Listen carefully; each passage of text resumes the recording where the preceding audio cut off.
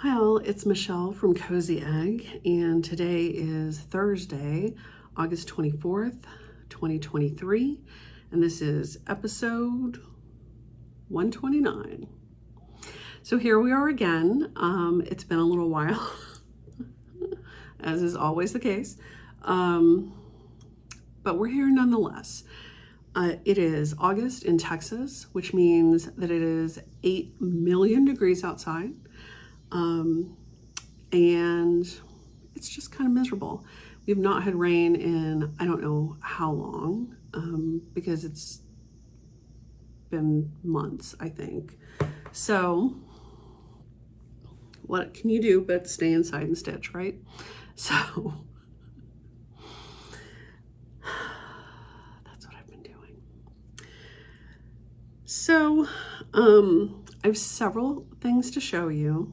I have some finishes, I have some FFOs, I have some new start, a new start, and I have some plans and some books. So where shall we start? Let's start with, I just actually finished recording a video of my new design that I released. And so that is probably going to get uploaded first because it won't need as much editing, but I go into all sorts of detail there. So I'm not going to go into a ton of detail, but I do want to share my new design with you. So this is obviously a tombstone angel, and this is the first in a series that I'm doing. And this is called Lie Light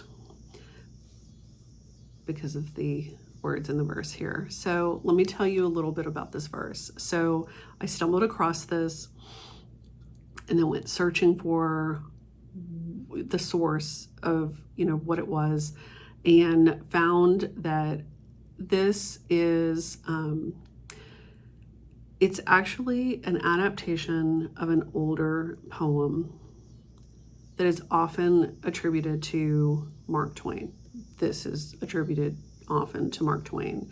So originally it was, it's a poem called Annette by Robert Richardson. I keep wanting to flip his name, Robert Richardson. And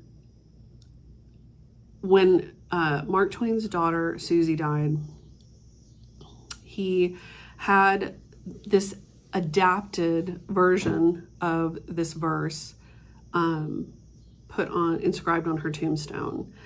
Much later, when he realized that people were attributing this to him as the author, he had Robert Richardson's name inscribed on it, on the tombstone, so that there would be no mistake.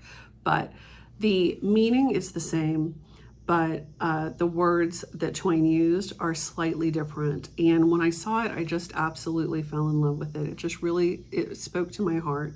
And so while it is not, probably the dark and gothic version of a tombstone angel that you might have been anticipating, I just thought it was really beautiful. Really, it had that melancholy feel to it. And I couldn't not chart it. So I hope you love it as much as I do. Let me read you the verse really quick, because it may be hard for you to read. It's hard for me to read backwards. So the verse reads, "Warm summer sun, shine kindly here. Warm southern wind, blow softly here. Green sod above, lie light, lie light. Good night, dear heart. Good night, good night." So this is stitched on 40 count Eastwick by Needle and Flax with Gentle Arts Fisherman's Wharf.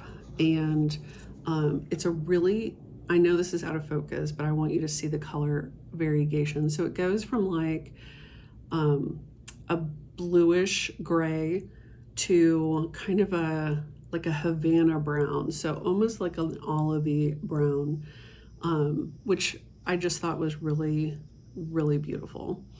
So And it is finished on a board by April of Homestead Needleworks.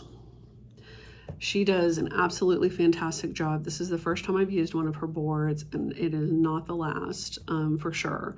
So she actually does like she has a whole collection of tombstone boards that I believe she's gonna start having in her shop soon, because it's getting to be spooky season. And so I believe she's going to have this one in particular, but she does have some that are just, you know, the rounded top. She has some that, you know, are kind of pointed on top. She's got a whole bunch of different options. And if you're looking for something specific, message her. She's super nice, super fantastic. And this is so well made, so well done. So I just love it. And then I trimmed it with a chenille from Lady Dot Creates in the color olive.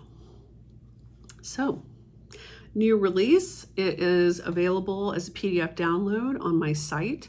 It is part of the Nocturne collection, which is where my La Luna design is. So I will have a link down below if you're interested. But then also if you want, you know, a little more detail, go check out my my video on the new release itself. So that's all I'm going to say about that. So super excited, super excited. And it's like 5x7 on 40 count. So, you know, it just took me a few nights to stitch, and yeah. So that's what I was doing for Dark 13 stitching. All right, so what else did I finish? My Ship of Life. And here it is. I even ironed it. So, there it is. Okay, so this is Ship of Life by Needle Love Designs. This is an old chart from like 1990 something. And I have been in love with this chart for a million years because it is just spectacular. Like, I saw a model in my local shop, which doesn't even exist anymore, and fell in love with it. And even at the time that I fell in love with it, I think it was out of print. So recently, a stitching friend stitched this and finished it, and then lent me her pattern so that I could stitch it too. And I just love it. It is stitched on 40 count flannel flower by Fox and Rabbit because I wanted it to have kind of that old map sort of feel. And this fabric, I think, just is perfect. Absolutely perfect. And it is stitched all in DMC. That's what it calls for. I did have to make a couple of modifications because of the fabric. So I had to go with a brighter color for the sails and for the lighthouse. So I ended up going with 3865, I think. But otherwise, all the called for. I just love it. I love it so much. I had so much fun stitching this. And I think I started it in June and finished it in August with a little side trek to stitch a tombstone angel. So I absolutely, absolutely adore this. I'm so thrilled with it. So yeah, so I finished that. And then I actually had a couple of FFOs. So if you recall, and I realize I'm probably talking a little fast because I don't know, I am trying to talk a little fast so that this isn't like 8 million years long, but I'm also a little kind of hyped up because I literally just released my piece. So let's take a moment, let's breathe, shall we? breathe. Okay, so I did FFO a couple of pieces, not intentionally. You may recall at the beginning of the year, I talked about, I had all of these, pieces that I have finished stitching, but that are not FFO'd or framed. And so that is my goal this year, is to try to get as many of those things off of my list as possible, which means, FFOing things, framing things, what have you.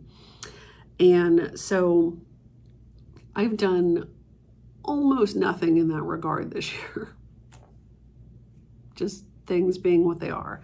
But a friend of mine was stitching Christmas and July stuff and was stitching on a piece, an ornament by the good housewife called Angel of Tulips, which I had stitched a million years ago. And so she had reached out and was like, hey, did you use the called for NPIs on this, or what did you use? And so I was like, I don't know, let me go look. So, I looked it up and I said, yes, I used the NPIs, and I stitched it on an R&R fabric, 40 count R&R, and I dug out my piece to send her a photo of it so that she could see, what the colors look like. And when I did that, this is where it all goes downhill. When I did that, I realized this thing has literally been sitting in this box to be finished since 2011. We'll just let that sink in for a moment. I finished the stitching in 2011.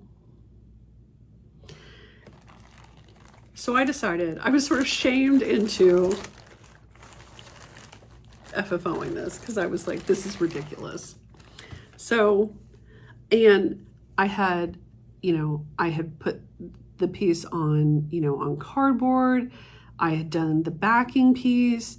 I made cording. I made a tassel for it. Like, I had all of it ready to go. All I needed to do was like assemble it.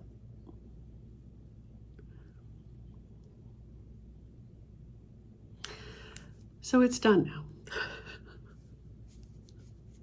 So this is Angel of Tulips by the Good Housewife, with my little tassel that I made and my cording that I made using Vanna's tutorial. Thank you very much. It is sort of centered, but not really.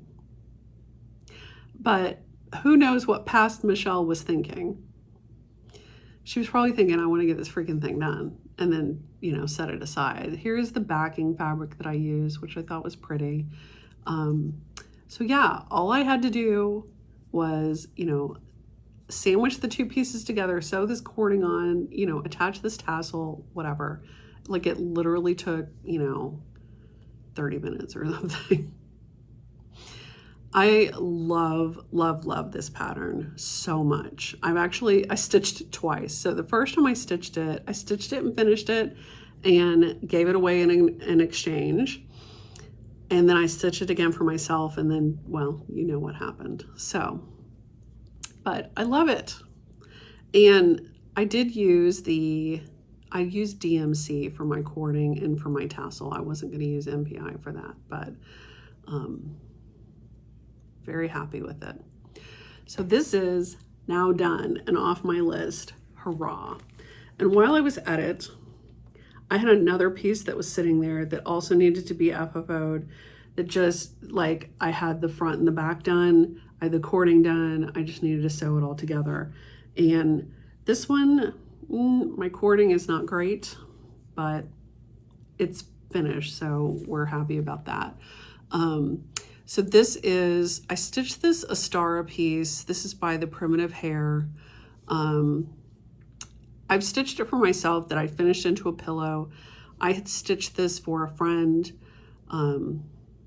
and never finished it. And not really sure what I'm gonna do with it now. Maybe I'll send it, I don't know. The finishing leaves something to be desired, but I did make the cording. I made it out of a pearl cotton, so maybe that's why it's kind of, I don't know. But part of the problem, I think, is that it's sitting too far in the ditch, and so you can't see it from the front like it needed to be further up. That's really what the issue is, but whatever. But this is finished now. I just don't know what to do with it, but it's finished now. So, yay, FFOs. Very happy about that. In my fancy project bag. So, 2 FFOs off the list. Hurrah. So let's see, what else? So 2 finishes, 2 FFOs, and then whips. Oh, and I was going to show you the chart for Ship of Life. That's the chart, Needle Love Company, Ship of Life. And it came in 2 colorways. So there was a gray and a brown. And I ended up doing the brown because it looked better against my fabric. But then, like I said, I had to make some modifications on the color of the sails. I had to go a little brighter for mine. So I actually pulled the color that was in the gray colorway, but it was still not, it wasn't bright enough, so I had to go up to a little brighter. But anyway, so I'm looking for the copyright 1990. So anyway, huge thanks to the wonderful, generous person that let me borrow this. And this lived in my Mayflower bag, which seemed appropriate because of the ship. So that's what it was living in. So I worked on, for Dark 13 stitching, not this month because I was working on Lilac, but last month I worked on Tombstone Spots by the Primitive Needle. And I made some progress. I got all of this done, and then I got this hand done. Now, I did have to change the color on the hand because it was just not showing up. But I love this piece, and obviously, you know, doing my own Tombstone Angel, you know, these are the kinds of things that I love.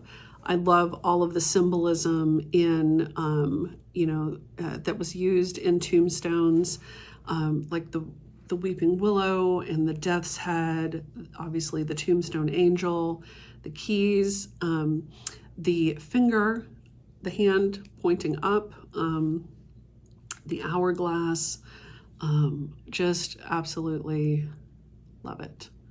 So, and I have a little bit more to do down here, but I'm really in love with this piece. And I'm stitching this on 40 count Affogato by Fiber on a Whim because it has these great kind of mossy green spots on it. And I'm using the called for colors. They are Weeks. Let me pull that out. This is living in one of my vintage Owl Lady bags that's got the Luna moth on it. Love, love, love. So here is the chart. And so I've done basically 2/3 of it. So I have this last bit to go, but there's a good bit of stitching in that last bit. So obviously this is out of print. And here are the pretty threads. So it's got all these great kind of pistachio greens and grays and this curry yellow. Love it. Love it, love it. And there's this one thread called Stone, which has, it goes to this kind of purplish color. It's like brown to this sort of purple, which is interesting. I've never worked with that one before. So yeah, so that's been my Dark 13 stitching project for a little bit, which I've been enjoying. So I will probably revisit that on the 13th of September. So that's really it for my WIP. So, I mean, pretty much, you know, I stitched and finished, started and finished Light. I worked on and finished Ship of Life. I worked on Tombstone Spots, and then for my birthday, I had a new start, which I think I showed you last time what I was going to start. I don't know that I said I was going to start it for my birthday though, whatever. I might have had to purchase this bag. This is from Vintage Owl Lady. And I got a little surprise the other night. So I had this out on, you know, on the couch where I was stitching. When I went and I turned off my stitching light, these guys glow in the dark. So like their bones and their eyes glow. And when I turned off the light, I was like, oh my goodness. So cool. So yeah, I got a little surprise. But when I saw this, I had to have it. I was like, it's black cats, it's moons, it's crystals. How could I resist it? And it has the cutest little black cat charm. And then the inside is bats. I mean, has there ever been a more Michelle bag other than possibly this Luna moth? So good. So anyway, I may have treated myself to this. And I moved all of when I finished Ship of Life, I took all those threads out of this thing and I put my threads for this in here because this thing is fantastic for holding these bobbins, because these bobbins drive me insane. So wherever I got this, whatever it is, I don't know, but I love it. And it also has moths and bats on it, because of course it does.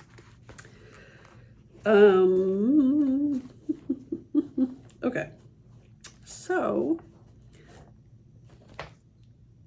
this is what I started.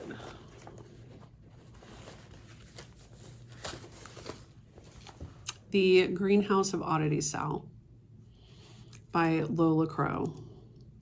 And this is now finished. She just completed it. The last part came out this past Friday. It's fantastic. I only have it printed out to like part 4 or something.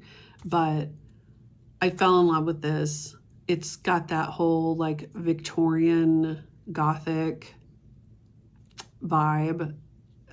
Just, I absolutely adore it. So I saved it to start on my birthday, which I did. So I was trying to finish up Ship of Life, so I didn't actually start this on my birthday, but I started it last night. So my birthday was on Tuesday. I started this last night. And The fabric that I'm using is a 40 count Seraphim called Boston. And it's a weird fabric. It's sort of gray, it's sort of blue, it's sort of green. It kind of depends on the light that you get it in. But I started this last night and I could not stop stitching on it. Like, I stayed up so late. And I know that doesn't look like a ton of stitching, but for me, that's a ton of stitching. So I love it. I love it. And I decided that I would try Anchor Black, which I've never tried before, but I had heard it has better coverage than DMC 310. So I thought I will give it a shot. Why not? Because there's a bunch of black in this. So I ordered like 5 skeins of it from 123 Stitch. And so far it's fine. The coverage is not, it's not impeccable. I do think it's better than 310. It still stands to be a little, I could still use just a little bit more. So I may have to go on a hunt for like the perfect black. But this is pretty good. It's pretty good. So I'm glad I got some to try, see how it does. So very, very happy with that. Love this. I decided to start at the top of the greenhouse and just kind of, you know, work my way down from there in the center. I just thought that would be easy. So yeah, so that's where I started that last night. I'm excited to get back to it tonight. And with my glow-in-the-dark bag that will be keeping me company. And it has, it's all DMC. I showed you some of them. I did have to order a few others that I did not have in my stash, or that were so far buried that I just honestly did not have the wherewithal to dig them out of other projects. So I just ordered new skeins because, yeah, that's the way we roll, at least this week. So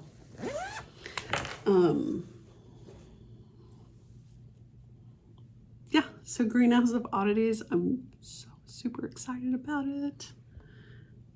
And the cool thing too is that in the greenhouse, you know, she's got all of these plants and animals in it, and she has an index of everything. And so with each part that she released, she added to the index so that you could see exactly what each of the plants are, exactly what each of the animals are, you know, all of the information about them, etc., which I thought was really cool because it meant that she did her research, and I love that.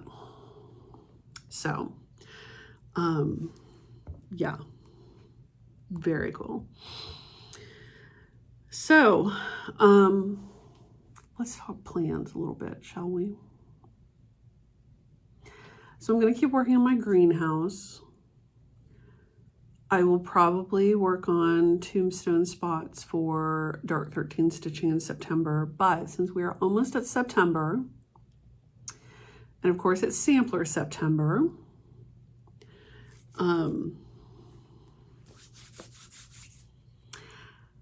there is also the New Hampshire Stitcher, I believe. Sometimes my brain fails me. The New Hampshire Stitcher, I believe, is hosting the BAP to School SAL. BAP being an acronym for Big Ass Project.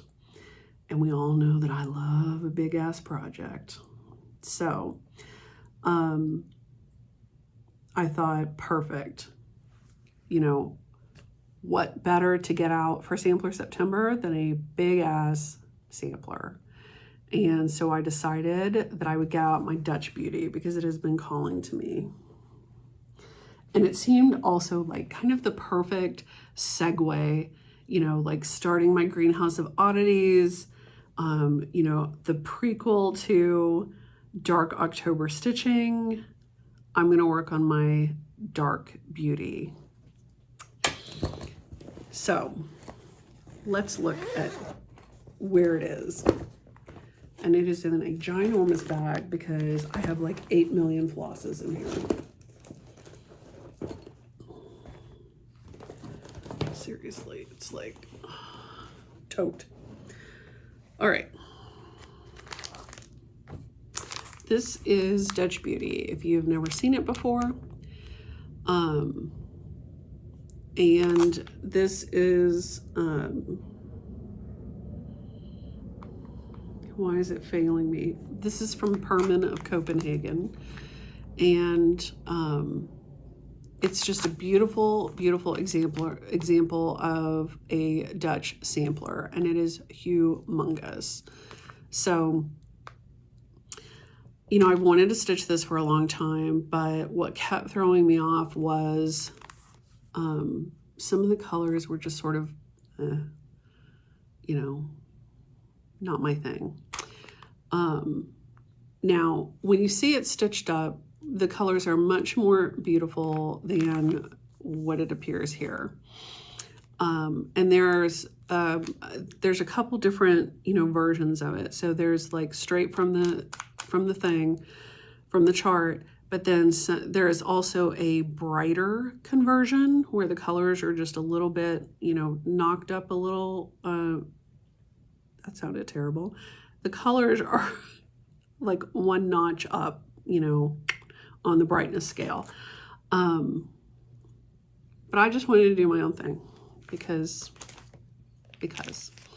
So I decided to go with a more gothic version of Dutch Beauty, and which is why I call it my dark beauty.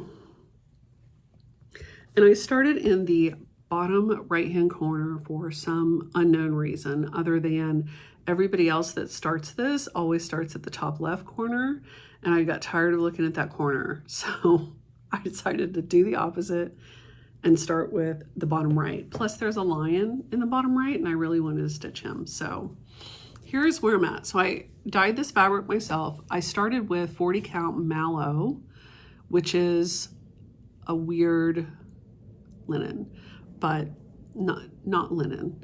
I want to say it's a cotton, if I'm not mistaken, by Zweigart. But it is a little more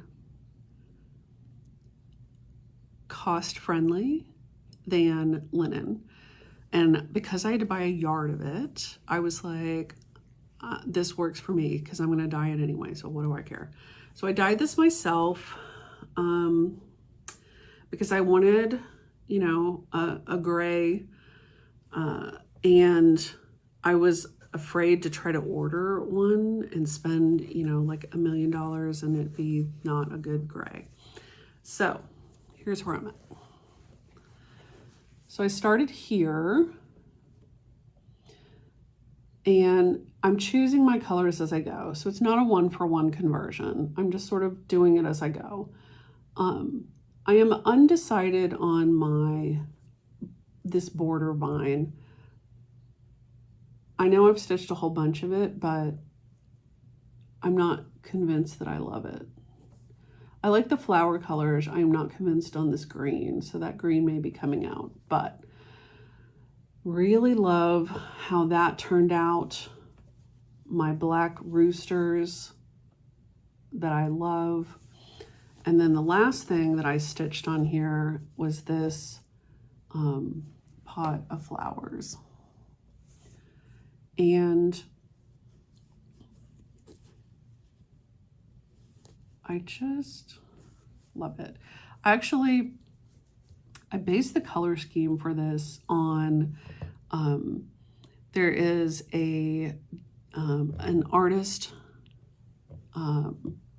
whose business name is The Creeping Moon, and she painted a tarot deck, which I have, as well as an oracle deck. And in the tarot deck, there is a card that has hellebore on it, and the flowers, you know, kind of went from this, you know, like red to like a violet color. And so I sort of based this color scheme for this flower pot on that card because I just thought it was so pretty. So that's where I'm at. I don't have a ton done, but I'm really happy with it so far. So I definitely want to get back to this. And so I thought back to school and Sampler September was the perfect time to do that. So I'll have to kind of figure out where I want to go next. I'm really anxious to get over here to this swan because I have big plans. And basically I'm going to do a black swan. And it does say in the chart that this symbol, this motif, is sometimes a swan and sometimes a pelican. And there's a whole lot of symbolism around it being a pelican, but if you look closely at the nest that it's in,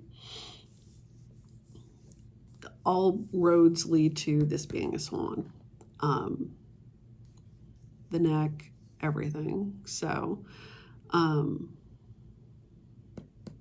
black swan for me, which I'm super excited about. So I'm kind of thinking I might work over and do this vase of tulips next so that I can work this way. I was sort of trying to work up to get this side done, but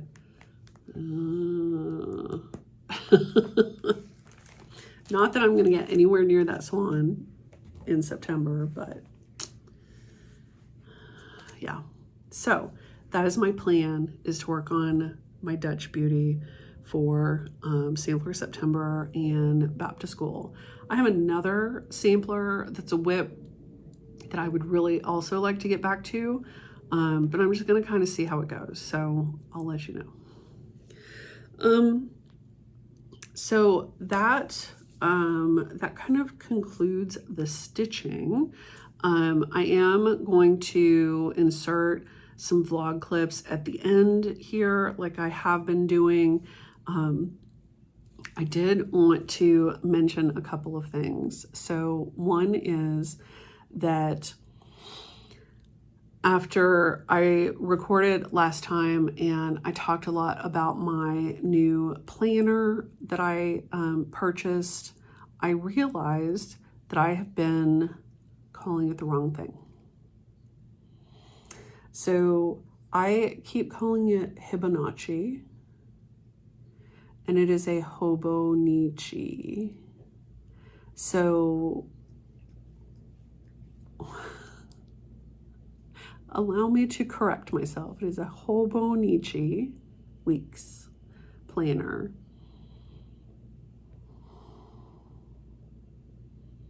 Things just come into my head and who knows how they got there, but I'm correcting myself now.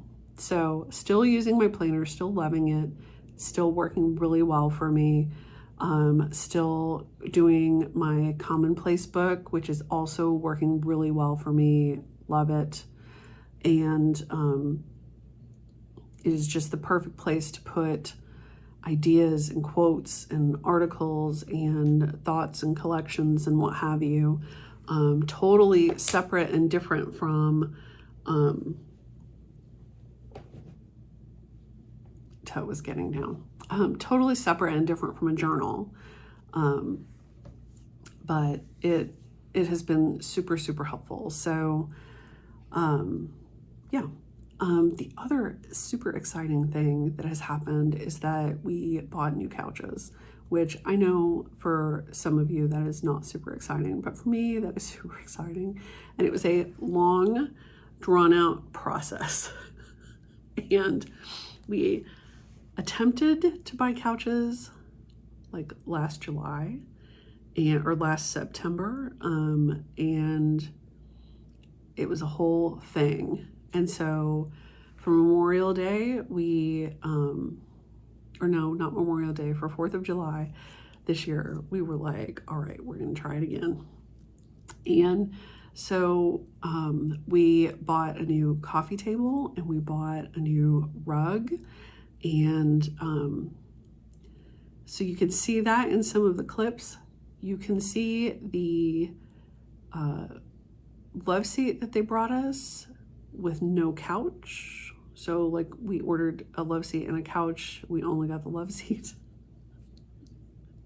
And when we got it, we were like, this is not gonna work. So that one went back, and then 2 new couches came. So you can kind of see some of that, the footage, but yes, so new couches, so excited about that. Just absolutely thrilled.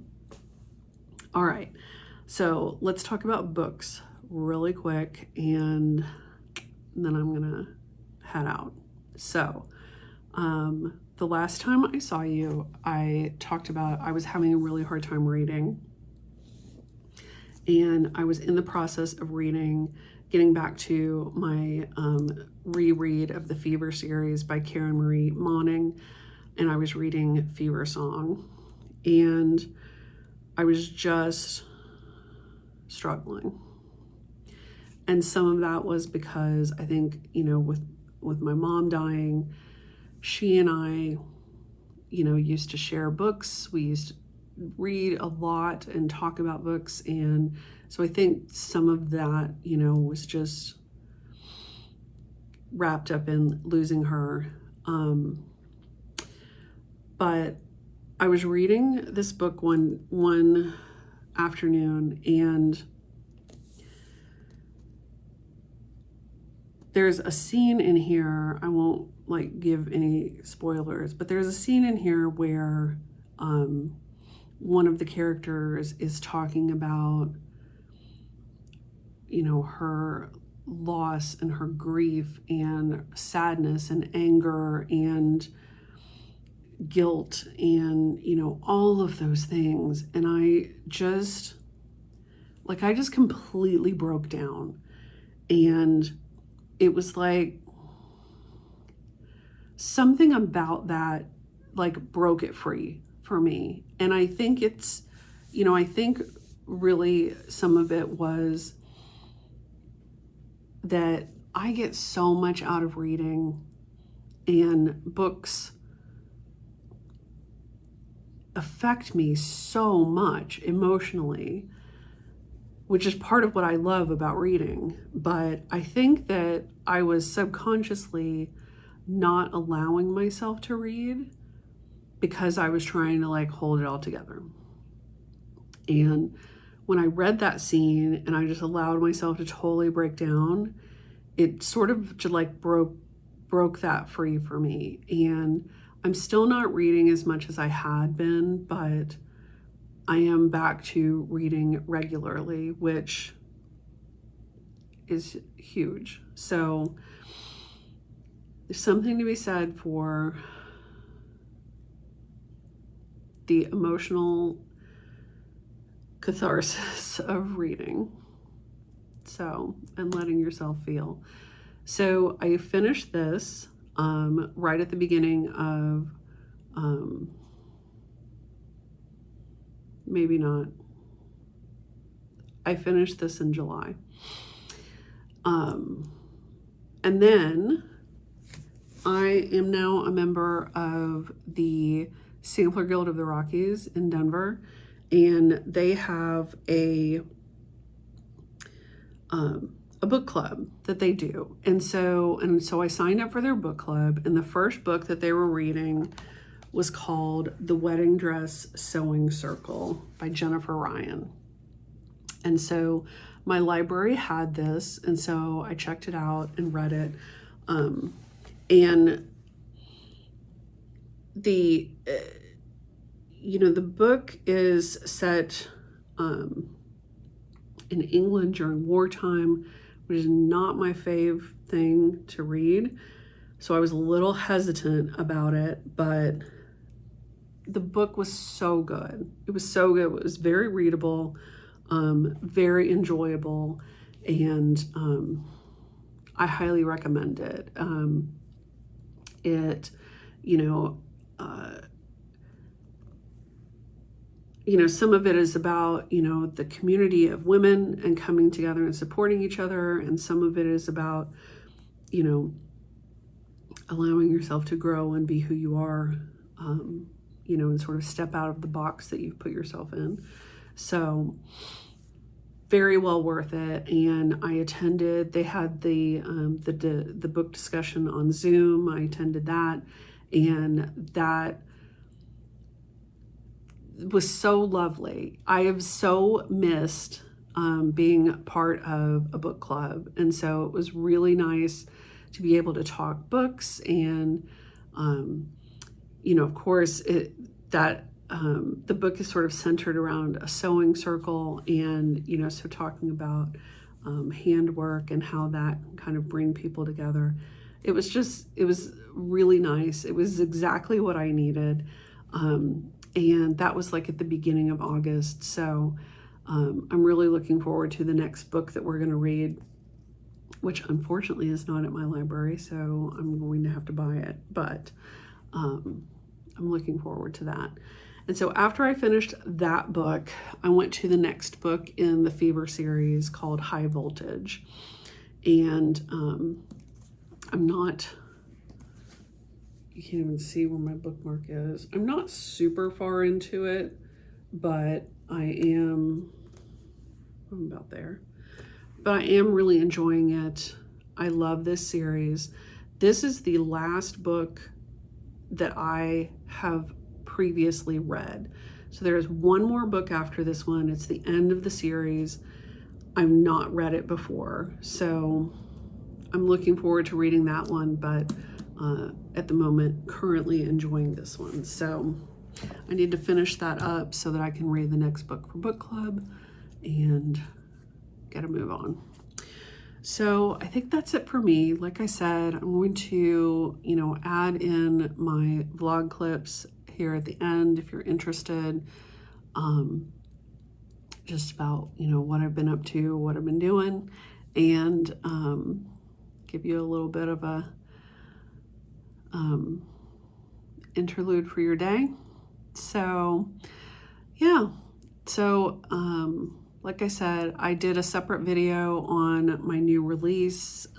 Feel free to check that out, and hopefully I will get this one edited and uploaded relatively quickly as well. So thank you all so much for checking in with me, for your support, watching my videos, commenting on my Instagram posts, wishing me happy birthday, all of those things. I cannot tell you how much I appreciate it. It really means a lot to me. So thank you, and happy stitching. Bye.